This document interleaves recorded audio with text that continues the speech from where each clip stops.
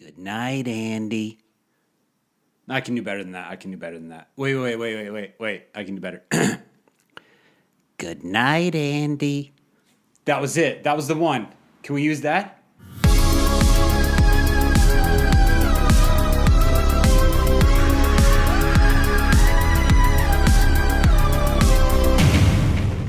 Welcome to the Horror Hack. I'm your host, John Mason. Today we're going to be talking about the reimagining, reboot, remake of the 1988 classic Child's Play. I say remake, reboot, reimagining, whatever you want, because I might get in trouble on the internet if I say the wrong word. Before we get into it, I just wanted to say that Child's Play was one of the first horror movies that I saw as a kid. And I just remember being in my parents' basement with my hand on the back button on the remote, ready to push it. So if my mom came down, opened the door, said, "What are you watching?" You just hit the back button. "I'm just watching Ninja Turtles, Mom."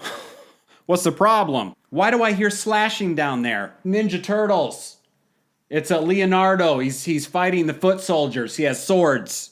2 of them." But enough with the nostalgia. Let's get into Child's Play 2019. So when it was announced in July of 2018 that there was going to be another Child's Play or a remake of Child's Play, there was a pretty big divide, I think, amongst horror fans. Don Mancini, the creator of the Child's Play franchise, went on the Postmortem podcast to voice his opinion on the new movie coming out. When asked by MGM if Don Mancini wanted to be an executive producer along with franchise producer David Kirshner, "We said no thank you because we have an ongoing thriving business with Chucky," Mancini said. "Obviously my feelings were hurt, and I did create the character and nurture the franchise for 3 fucking decades. MGM does have the rights to the original film, so they can do whatever they want, but I know they probably wanted his approval," and Mancini's like, "Nope." I, for one, went into the film thinking that this is a modern-day Child's Play with new creators, a new vision. I wasn't trying to compare it so much to the 1988 original, even though I did have those thoughts. But I just wanted to go in with not high expectations, but just enjoy myself because it's a psycho-killing doll. I mean, we're going to have some fun. So this film stars Aubrey Plaza as Karen, the mom, Gabriel Bateman as Andy, and of course the legendary Mark Hamill as the voice of Chucky. So the storyline goes as this: a disgruntled factory worker in Vietnam who helps make these buddy dolls is doing a really, really crappy job, and his boss is just pretty much sick of it. So he tells him to finish up that one buddy doll he's working on and get the hell out of here. So the factory worker's like, "Fine, I'm going to finish this shit and get out of here." But before he did that, he dismantles all the safety features on the buddy doll. So this particular doll lands in Chicago and in the hands of Karen, who gives it to her son Andy a little bit early for his 13th birthday. Andy's having a little bit of trouble because he's got no friends. His mom's boyfriend's an a-hole. And once this doll is activated by Andy, the fun begins. So I thought Aubrey Plaza actually did a really good job in this film. I was a little skeptical because of her dry, sarcastic humor. But again, I think I was comparing to the woman in the original who's so wholesome, kind of house mom, June Cleaver, very loving. I was like, I don't know if this is going to work with Aubrey Plaza, but she did such a good job. She played the role of a mom very good. You could tell there was a connection between her and Andy, mother and son. She just did it her own way. And Mark Hamill as Chucky. I knew that he would maybe want to channel Brad Dourif, who voiced Chucky in the originals, a little bit. And I guess there was some of that, like when he was talking normal, not angry. He did channel, I think, maybe a little bit of that Dourif sound, but he definitely had his own spin on it. You got to remember, this Chucky doll is pretty much like a robot. It's all technology. It's not this cheapo doll that's possessed by a serial killer.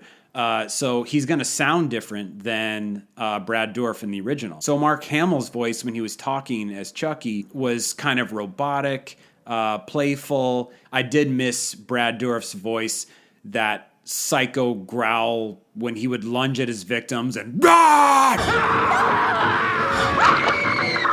and like he was on a line of coke or something and his hair is all messed up and stuff. But then again, It's a different doll. It's a different time. It's a different thing entirely. Like I said, technology robot doll versus possessed cheapo doll.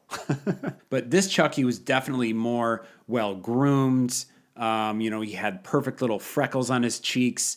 He had these big, Japanese anime eyes. It kind of seemed like very just like chic. I guess I don't know if chic is the right word, but I think his new look definitely fit his personality and the tone of the film. So Chucky wasn't evil right off the bat in this film. He basically had to learn to kill through observing his surroundings.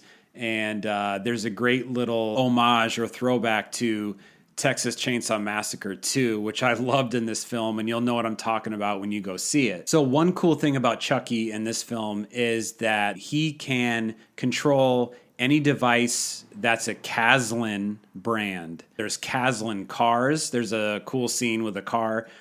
He can turn on anything that's Caslin, a TV, a thermostat. So he can basically use technology to his advantage to do some badass shit. And because today we're so at the mercy of technology, GPS, there's Wi-Fi everywhere. Where would we be without our phones, our laptops? We're in need of all this technology all the time. So I thought that pretty much, everyone was at his mercy because he had this control over technology, and so basically control over our lives. So I thought that Chucky would actually utilize more of technology in his kills, but that doesn't really show up until maybe the end of the second act, beginning of the third act, that he really harnesses tapping into technology to do some really cool kills. So my final thoughts in the film are: go in with an open mind. Try not to compare it to the 1988 original film, and just know that you're in for a hell of a lot of fun. I mean, right off the bat, right at the beginning of this film, you will see it does not take itself seriously. Oh, and be on the lookout for two films that they give nods to, one being Texas Chainsaw Massacre 2, and the other one, E.T., if you can believe it. Hey, thanks so much for taking the time to watch this video. You can find me on Twitter at The Horror Hack. If you like this video, I hope you give it a like and subscribe, because there's going to be more to come, more movie reviews. I have some series coming up that I want to do, so I hope you come back for that, and I will see you guys later. Thanks for watching again.